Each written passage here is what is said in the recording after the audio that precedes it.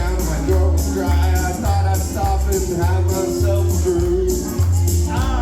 At an old saloon made an old street of mud, there sat a dim table dealing stud, and sat the dairy mangy dog and named me Sue. Well, I knew that snake was my own sweet dad with a worn-out picture that my mother had, and I knew that scar on his cheek and his evil eye. He was big and bent and gray and old, and I looked at him and my blood ran cold, and I said, "My name is Sue. How do you do? Now you gonna die." Yeah, that's what I said, told him.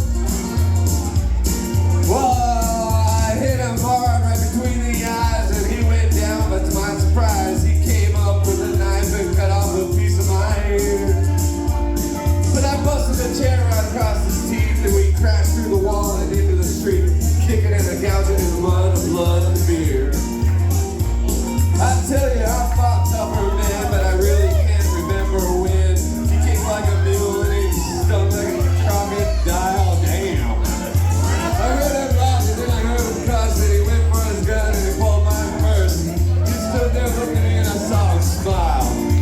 He said, "Son, this world is rough and a man's gonna make it. He's gotta be tough."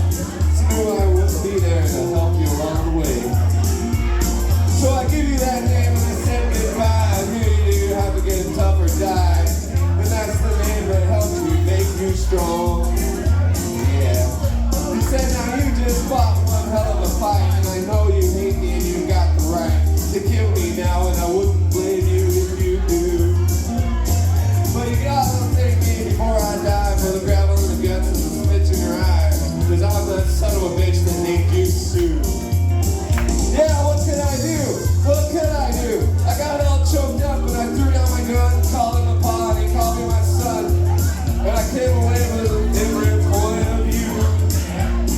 And I think about it now and then, and every time I try and every time I win.